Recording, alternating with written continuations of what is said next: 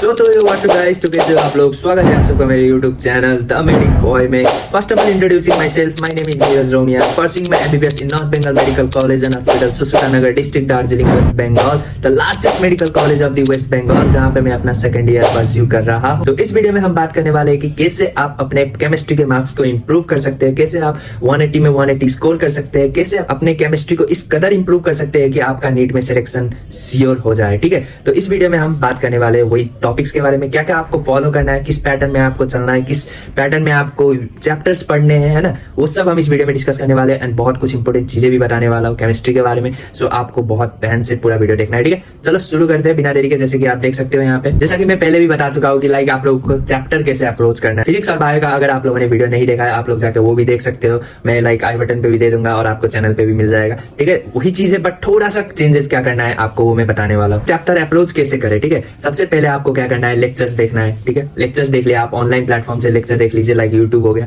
या किसी का अगर आपने सब्सक्रिप्शन ले रखा है तो ऑनलाइन लेक्चर्स देख सकते हैं आप। अगर आप कोचिंग में पढ़ते हो, ठीक है, कोचिंग में गए आप पढ़े, बट कोचिंग में क्या होता है, थोड़ा डिस्टर्बिंग माहौल होता है, जिसके कारण हम लोग उतना फोकस उतना अच्छे तरीके से नहीं समझ पाते।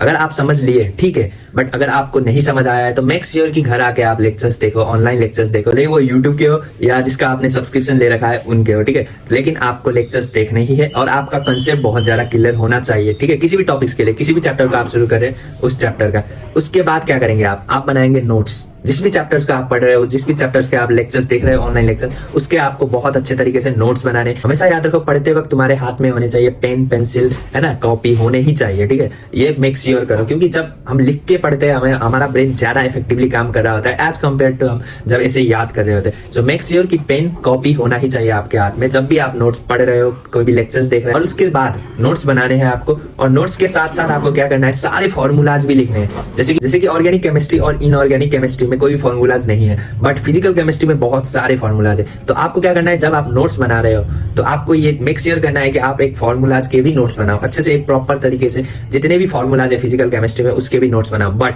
इसमें चेंजेस क्या है ये मैं बता रहा हूँ, आपको बस फॉर्मूला याद करके नहीं जाना है, आपको क्या करना है, वो फॉर्मूला एक्चुअली डिराइव्ड कैसे हुआ है वो भी आपको अच्छे से समझना है। ठीक है, क्योंकि फिजिकल केमिस्ट्री में क्या होता है, फॉर्मूला बहुत कम ही यूज करते हैं हम। ठीक है, बट कैसे डिराइव हुआ है वो हम ज्यादा यूज करते हैं, क्योंकि कैसे डिराइव हुआ है वो अगर आपने एक बार सीख लिए, आप उस पे एक बार प्रो बन गए, तो उसके बाद कोई भी क्वेश्चन सॉल्व हो जाएंगे। जैसे कि फॉर एग्जांपल अगर मैं बात करूं, जैसे कि अगर यही क्वेश्चन अगर हम देखें, ठीक है, ये मैंने बहुत बेसिक सा क्वेश्चन लिया है, जिसमें क्या है कि how many oxygen atoms are there in 90 grams of water. 90 grams of water है, उसमें कितने ऑक्सीजन एटम है, ये क्वेश्चन पूछा गया है और ये क्वेश्चन पूछा भी गया है नीट में। तो ऐसे बेसिक से क्वेश्चन पूछेंगे जिसपे आपको प्रो बनना है। ठीक है, और इसको सॉल्व करने का दो तरीका, एक तो ये आप फॉर्मूला भी यूज कर सकते हो कि डायरेक्ट इसका फॉर्मूला होगा, आप लोग देख लो नोट्स में, ठीक है, उससे भी आप सॉल्व कर सकते हो। बट अगर आपको डिराइव्ड कैसे हुआ है ये फॉर्मूला प्रॉपर वे में करना है तो ये बहुत ज्यादा आसान बन जाता है। जैसे कि अगर देखा जाए तो आपको मालूम है कि 1 मोल ऑफ H2O में कितने ग्राम ऑफ H2O होता है, that is 18 gram of H2O होता है। दैट इज हमें पूछा गया है कि 90 ग्राम ऑफ वाटर में, that is 90 gram of H2O में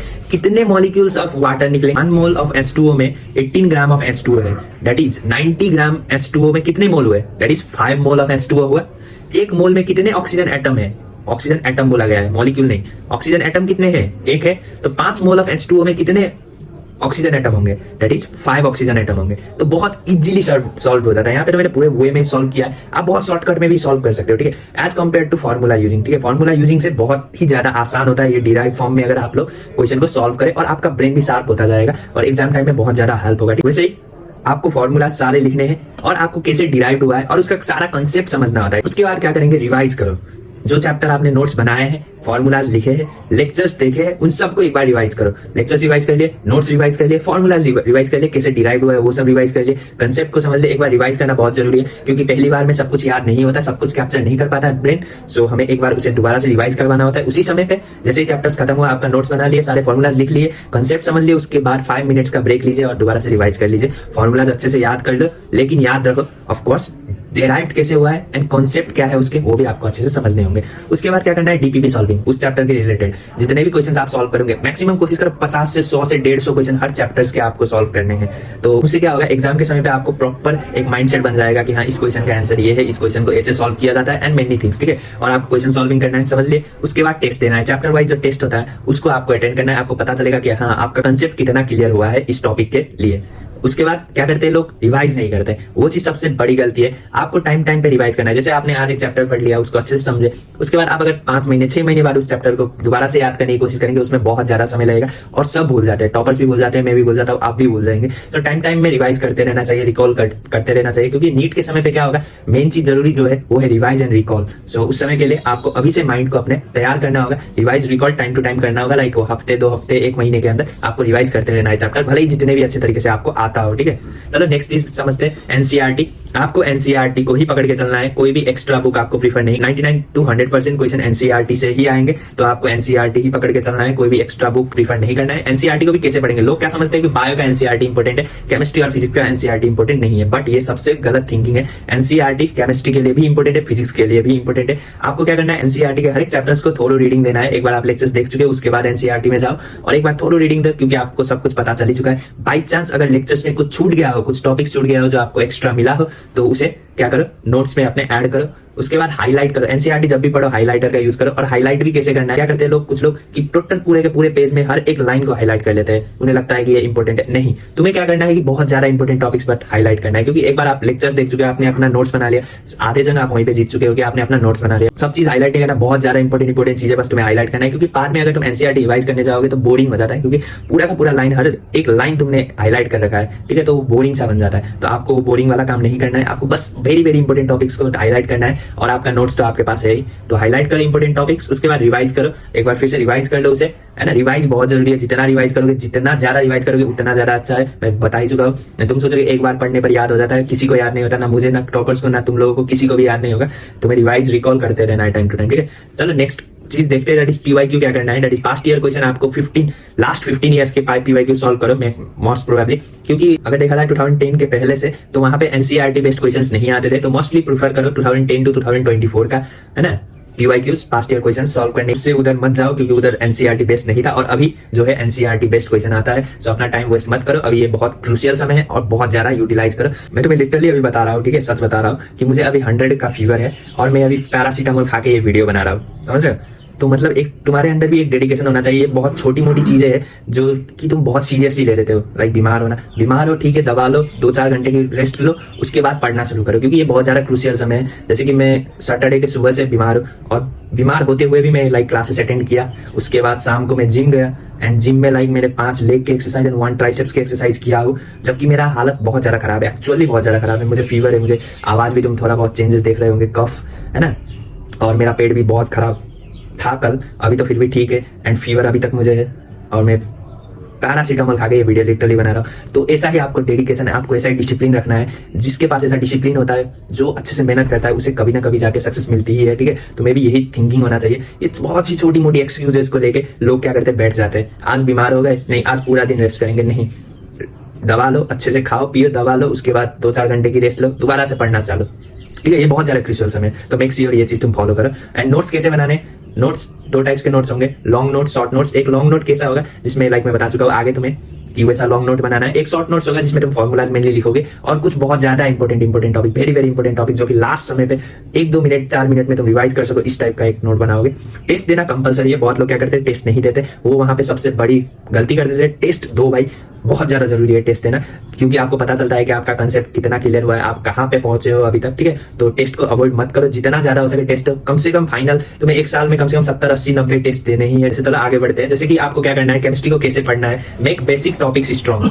बेसिक जो टॉपिक्स होंगे उसे स्ट्रॉन्ग कर। जैसे कि अगर मैं बात करूं फिजिकल केमिस्ट्री में, मोल कंसेप्ट बहुत ज्यादा बेसिक टॉपिक है और बहुत ज्यादा इंपॉर्टेंट टॉपिक है। रिडॉक्स रिएक्शन हो गया फिजिकल केमिस्ट्री में, ये बहुत ज्यादा इंपॉर्टेंट टॉपिक है ना। तुम मोल कंसेप्ट और रिडॉक्स रिएक्शन को समझे, तुम आगे फिजिकल केमिस्ट्री कर ही नहीं सकते। कुछ चैप्टर्स को छोड़ दो, उसके सिवाय ज्यादातर में ये कंसेप्ट लगेगा। सो मेक श्योर कि मोल कंसेप्ट, रिडॉक्स रिएक्शन, इसे तुम अच्छे से समझो, टाइम देके समझो, पूरा कंसेप्चुअली समझो एंड इसके कम से कम 100-150-200 क्वेश्चंस लगा लो। ठीक है, उसके बाद ही तुम आगे बढ़ो, क्योंकि ये बहुत ज्यादा इंपॉर्टेंट टॉपिक्स है, क्योंकि ये बहुत ज्यादा बेसिक्स एंड इंपॉर्टेंट टॉपिक्स है। ठीक है, वैसे अगर ऑर्गेनिक केमिस्ट्री में अगर हम देखें तो IUPAC और GOC बहुत ज्यादा बेसिक एंड इंपॉर्टेंट टॉपिक है। इसे टाइम देके अच्छे से समझो, फिर आगे बढ़ो, है ना, इसे, क्योंकि यही पूरा तुम्हारा ऑर्गेनिक केमिस्ट्री में यूज होगा। वैसे इनऑर्गेनिक की बात किया जाए, पीरियोडिक टेबल हो गया, केमिकल बॉन्डिंग हो गया, ये बहुत बेसिक एंड बहुत इंपॉर्टेंट एंड बहुत ही मोस्टली यूजेबल टॉपिक्स है, तुम्हें ये चीज समझना होगा, ठीक है। तो बेसिक टॉपिक को अपना पहले स्ट्रॉन्ग करो, उसके बाद ही आगे बढ़ो।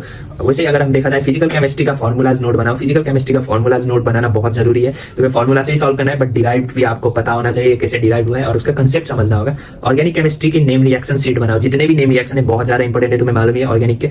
तो आपको पूरा एक अच्छे से नोट बनाना है जिसमें जितने भी नेम रिएक्शन है, जितने भी नेम रिएक्शन है सारे इंपॉर्टेंट है, आपको सारे एक नोट्स में बनाना है जिसे आप लास्ट टाइम रिवाइज कर सको और कंसिस्टेंटली उसे रिवाइज करते रहो ताकि लास्ट समय तक तुम्हें अच्छे से वो याद हो जाए। और एक एक चीज याद करो रिएक्शन के, एक एक चीज तुम्हें नहीं छोड़ना चाहिए, उसका रिएजेंट से लेकर उसका कैटालिस्ट से लेकर हर चीज तुम्हें याद होना चाहिए। ओनली प्रीफर एनसीईआरटी, मैं दोबारा बोल रहा हूँ एनसीईआरटी बस प्रीफर करो, बाकी सारे बुक्स जितने भी है सबको साइड हटा दो, बस एनसीईआरटी अच्छे से पढ़ लो, 10 बार पढ़ लो, 20 बार पढ़ लो, 30 बार पढ़ लो, बट एनसीईआरटी पढ़ो।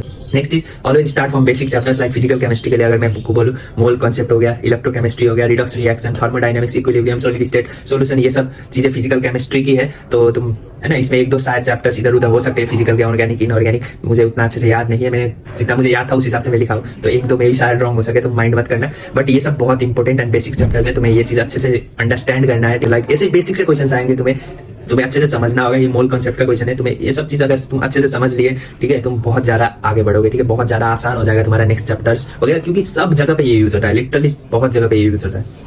जैसे कि अगर हम बात किया जाए, always start from basic topics like inorganic chemistry के लिए पीरियोडिक टेबल बहुत ज्यादा जरूरी है, chemical bonding, coordination, compound, P block, S block, metallurgy, ये सब बहुत ज्यादा इंपॉर्टेंट टॉपिक्स हैं। वैसे ऑर्गेनिक केमिस्ट्री के लिए आईयूपीएससी, GOC, NCERT, name reactions, hello alkene, hello arenes, aldehyde and ketone, hydrocarbon, isomerism, ये सब बहुत ज्यादा इंपॉर्टेंट टॉपिक्स है, तुम्हें ये सब नहीं छोड़ना है। Points to be remember, that is कैसे करोगे तुम प्रॉपर एक वे में जाओ, दैट इज पहले लेक्चर्स देखो, जो भी चैप्टर्स तुम शुरू कर रहे हो उसके नोट्स बनाओ, उसके बाद उसके फॉर्मूलाज अच्छे से लिखो, उसके बाद लेक्चर रिवाइज करो, उसके बाद नोट्स रिवाइज करो, उसके बाद फॉर्मूलाज रिवाइज करो, कॉन्सेप्ट को समझते हुए चलो फॉर्मूलाज के भी, और सॉल्व भी question related to that topic.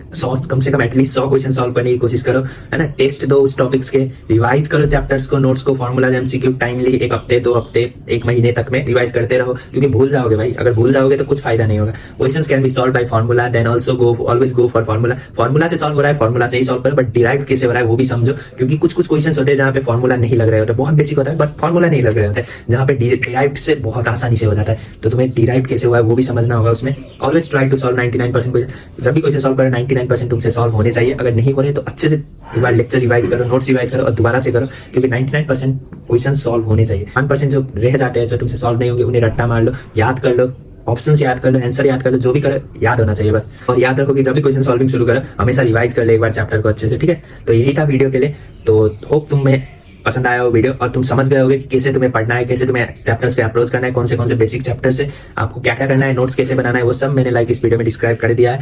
तो मेक श्योर कि डेडिकेशन अपना फुल रखो, ये बहुत ज्यादा क्रूशियल समय है, बहुत ज्यादा क्रूशियल समय। लिटरली इस समय पे तो मैं सब चीजों से डिस्कनेक्ट हो चुका था, लाइक माई फ्रेंड्स, माई, है ना, रिलेटिव्स वगैरह, किसी से बात नहीं करता था, लिटरली बॉयफ्रेंड गर्लफ्रेंड कुछ नहीं है इस समय पे, बस पढ़ाई। मैं लिटरली अपने इस फेज में मैं बता रहा हूँ, मम्मी से बात करता था मैं रोज, भले ही 2 मिनट हो 5 मिनट हो, बट मम्मी से बात करता था। दीदी से शायद हफ्ते में 1 बार या 2 हफ्ते में 1 बार उस टाइप से बात होता था। पापा से महीने में 1 बार शायद, उसके सिवाय मेरे लाइफ में इस फेज पे तो कोई भी नहीं था। लिटरली मैं किसी का फोन पिकअप नहीं करता था।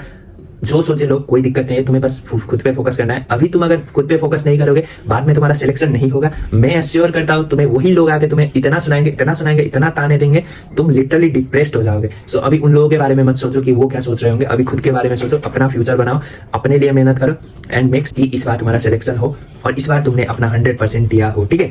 तो वीडियो पसंद आया तो make sure to like, share and subscribe the channel, and मिलते हैं आप सबसे नेक्स्ट वीडियो में। आपको इस ब्लड लाइन का, अपने ब्लड लाइन का सबसे खतरनाक सा इंसान बनना है, ठीक है। Make sure that, okay.